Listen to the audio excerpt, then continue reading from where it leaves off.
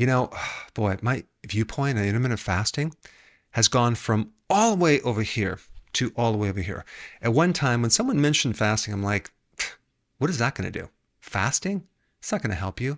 And then when I started looking into it, I'm like, wow, fasting is the most important thing you can do for your health out of all the things. And I want to talk about why that is. I mean, if you look at fasting from a scale of what can a person do to create more health, it's right at the top of the list. It's more important than what you eat. It's more important than exercise. I mean, when you think about the survival mechanism in our bodies, right? We have developed some serious biochemistry relating to preventing dying from starvation, preventing being frozen to death, also preventing being eaten by lions by running away. So we have this fasting, we have cold therapy, we have exercise that tends to mimic how our bodies develop these survival mechanisms. So when you do fasting, you directly trigger all these amazing survival genes. And this involves pretty much every part of your body. Every part of your body starts to improve. I mean, if you compare the environment that we used to be in, which is not frequent eating, to the environment now, which is grazing all day long, you can see the problem. I mean, today is the day after Christmas, okay? Now, yesterday, there was food available all day long.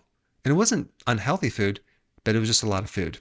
And I grazed pretty much all day long. And I can tell you, I don't feel very good. I don't feel good when I eat in a constant way.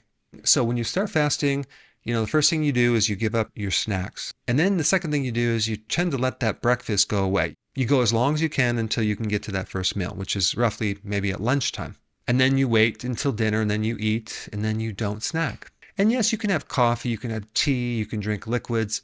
Just make sure it's not like juice or sodas or anything sweet or anything of any calories. Now, typically everyone fasts when they're sleeping, right? Why would you want to mess up the whole fasting by eating breakfast? Many people are not hungry in the morning unless they eat a little something, and then they'll be hungry an hour and a half.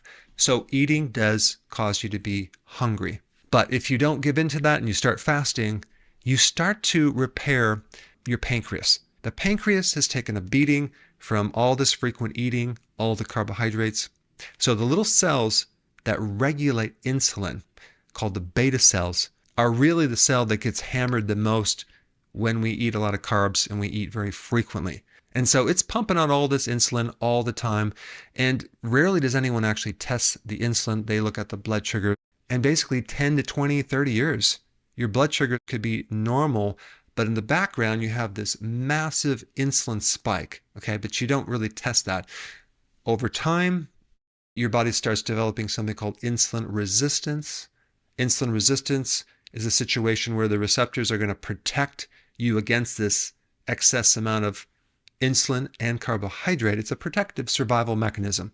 So even though you're eating a lot of carbs, everything looks normal unless you check this insulin situation. And then over time, when this pancreas gets exhausted, it can no longer compensate. So your insulin production starts going down. And insulin keeps the blood sugar lower, so now we don't have that control. So now the blood sugar has no choice but to start going up. So we start getting prediabetes and then diabetes, which is a high level of sugar in the blood because we now have so much insulin resistance and your beta cells in the pancreas are so tired, they just can't work anymore. Well, guess what? Fasting starts to repair and protect the beta cell. The beta cell starts to heal and insulin starts to become more sensitive. So you have less insulin resistance, which is going to help everything. So because you're not eating so darn frequently, your digestive system finally has a chance to relax in between eating.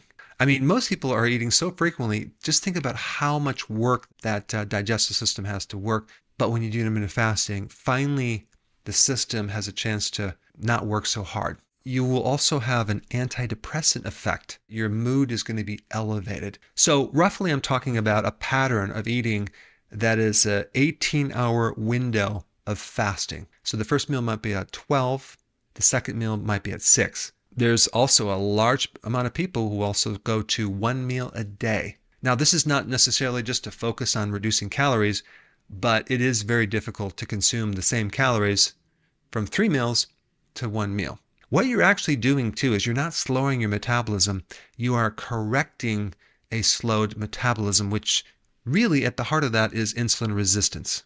Okay, so now that you're at one meal a day, what's going to happen next is your inflammation is going to go way down. All of these inflammatory conditions start to be improved. Your body actually makes antioxidants. It's called endogenous from within production of antioxidants.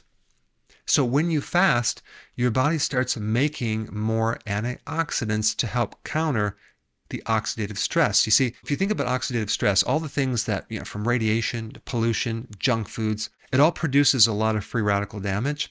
Well, if you have enough antioxidants, you can counter that. And the microbes in your digestion, which has a huge influence over your immune system, start to thrive and you get more microbes.